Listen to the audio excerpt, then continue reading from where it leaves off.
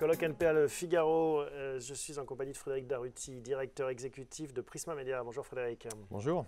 Une actualité chez Prisma, c'est le lancement en début 2016 de Business Insider, un site fondé par un ancien analyste de Wall Street, un analyste déchu, Henri Blodgett, et qui revient avec ce site Business Insider qui connaît un gros succès.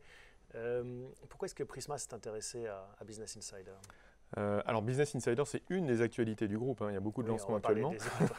Mais en effet, c'est une actualité intéressante. On s'est intéressé à ce modèle parce que c'est une marque forte. On cherche chez Prisma à s'appuyer sur des marques fortes depuis toujours. Et c'en est une récente qui s'est développée et qui a des aspérités qu'on apprécie. Tout ce qui est... C'était pas possible de créer l'équivalent from scratch, en fait, parce que Prisma lance ses propres magazines traditionnellement, mais sur le digital, finalement, vous préférez aller chercher... une société qui a de l'expérience? Alors, est-ce qu'on préfère ou pas? J'irai peut-être pas jusque-là. On a cette opportunité sur un secteur où on est déjà présent sur la presse avec Capital, Management, Harvard Business Review, entre parenthèses, qui est un modèle assez proche de Business Insider, parce que c'est une licence. On a cette opportunité de s'appuyer sur cette marque existante, de tout ce qu'ils produisent aussi, puisqu'on va avoir, ils vont mettre à disposition une bonne partie de contenu, de pouvoir grandir très vite et nous installer très vite sur le marché français, la marque ayant déjà aussi une forte notoriété. Donc c'est ça qui nous intéressait, c'est d'aller vite. Vous avez trouvé l'équipe, ça y est, vous avez trouvé le futur boss de Business Insider? On n'est pas loin de signer avec, en effet, le boss de Business Insider, c'est Hubert Michaud, qui est déjà chez nous. Mais l'équipe éditoriale est en train de se constituer. Le rédacteur en chef, vous l'avez trouvé? Voilà, le rédacteur en chef, on n'est pas loin de signer. Voilà. Bon, vous ne voulez pas nous dire qui c'est? Je ne peux pas le dire encore. D'accord. Tant que ce n'est pas signé, on ne dit jamais. Vous avez raison. Une question à propos de signature. Entre le moment où vous avez négocié cette licence et le moment où vous avez lancé, Business Insider a été acheté par Springer, un autre groupe allemand important, concurrent en Allemagne en tout cas.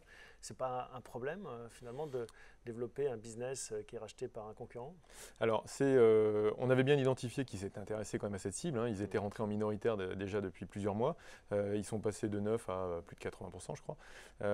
C'est un sujet qu'on a forcément évoqué avec eux quand on a discuté de cette licence.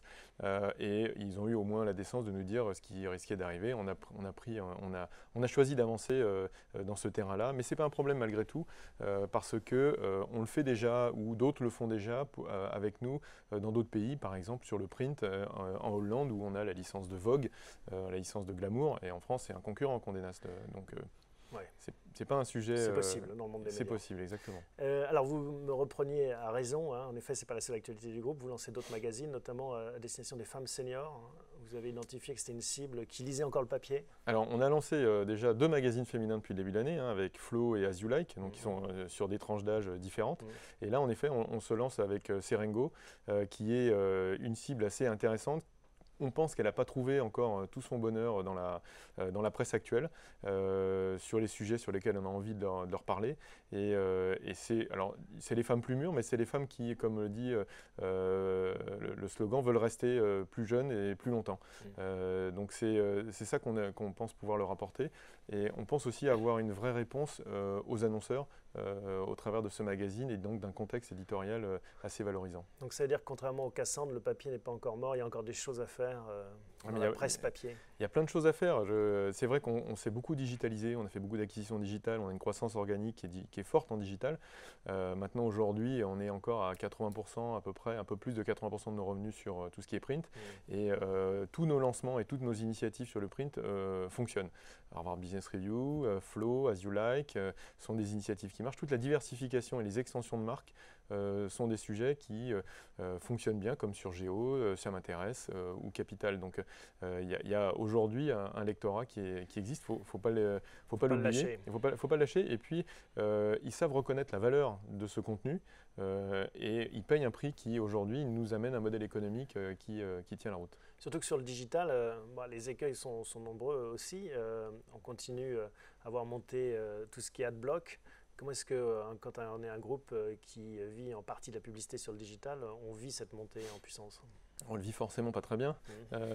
C'est surtout qu'on ne pense pas, et à juste titre, nous, groupe média en général, être à l'origine de cette montée.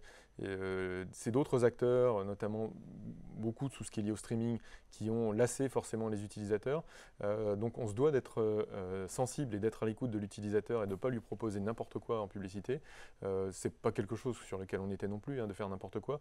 Mais comme c'est quand même le modèle économique principal aujourd'hui sur le digital, on va forcément réfléchir nous-mêmes et puis peut-être avec tous les groupes médias à avoir une approche plus pédagogique et de concert pour proposer quelque chose qui évite cette propagation au-delà des limites du supportable. C'est-à-dire qu'il y a forcément des gens qui n'étaient jamais sensibles à la pub et pour lesquels finalement c'est pas très grave de ne pas leur diffuser de la pub. Ouais. Il y a des gens qui payent pour ça et nous on va aussi aller sur le terrain de proposer des contenus payants. D'ailleurs on le faisait depuis longtemps sur l'application Télé Loisirs, une petite parenthèse.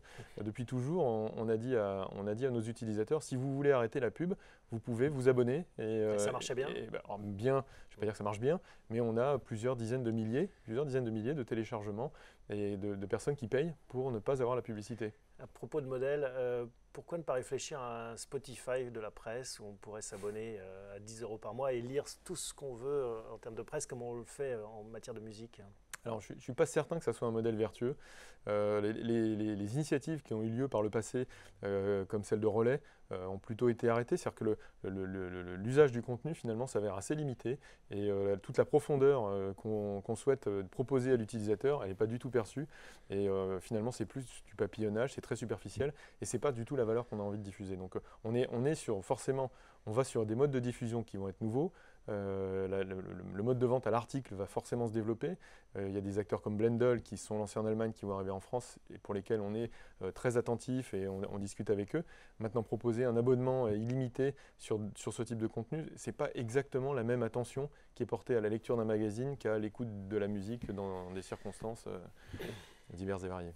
Autre phénomène de fond, cette concentration impressionnante, hein, en tout cas en France, du secteur des médias. Comment est-ce que vous voyez ça, cette course à la taille? Vous avez aussi tenté d'y participer. Est-ce que c'est toujours le cas? Est-ce qu'il reste des choses à acheter? Enfin, comment est-ce que vous vous positionnez? Est-ce que vous êtes agressif vis-à-vis de ça? Alors, on est forcément orienté, on est forcément agressif sur la croissance externe, sur le digital, parce qu'on a une croissance organique, mais qui ne suffit pas. On a racheté Hello Coton, qui nous a permis de grandir sur le féminin. On a pris des participations sur des modèles de régie mobile ou vidéo. Aujourd'hui, en effet, il y a des phénomènes de concentration. La taille au global, elle nous fait plaisir et elle fait plaisir à notre comité, à nos actionnaires. Quand on se dit maintenant on est numéro X au global sur le digital, mais ce n'est pas un enjeu stratégique.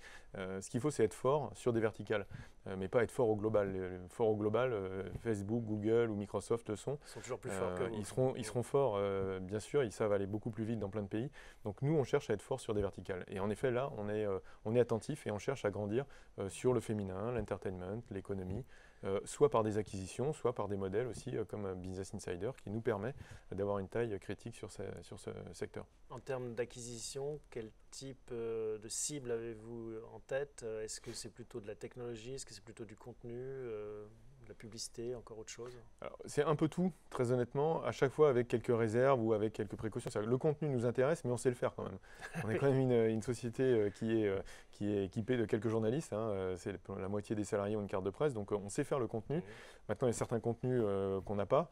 C'est pour ça aussi qu'on a racheté Le Coton. C'est un contenu qui vient des blogs, qui vient de tout ce qui est social et qui a permis d'avoir une complémentarité avec Femmes Actuelles. Donc tout ce qui est complémentaire en termes de contenu nous intéresse.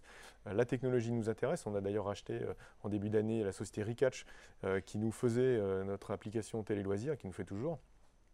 Qui sont donc des ingénieurs sur le mobile. Donc ça, forcément, c'est quelque chose qui nous intéresse. Si je dois résumer, on est intéressé par des sujets qui traitent de nos verticales, le féminin, l'entertainment, l'économie, la découverte. On est intéressé par des sujets qui permettent de diversifier nos revenus sur le digital, parce que le modèle display, tout le monde a bien vu que ça plafonnait, voire même c'était en régression. Donc aller vers le service, le e-commerce, des choses comme ça. Et enfin, aller vers des sujets qui soient, sans aller sur des sujets trop compliqués. C'est-à-dire qu'aujourd'hui, avoir des entrepôts comme Amazon, on ne saurait pas faire. Mais par contre, jouer un rôle en intermédiaire intermédiaires pour pouvoir amener du e-commerce ou sans gérer des stocks, oui, ça nous intéresse aussi. Et des technologies et des outils qui nous permettent en effet de continuer à grandir sur le digital. Merci Frédéric Daruty. Merci. À bientôt. À bientôt.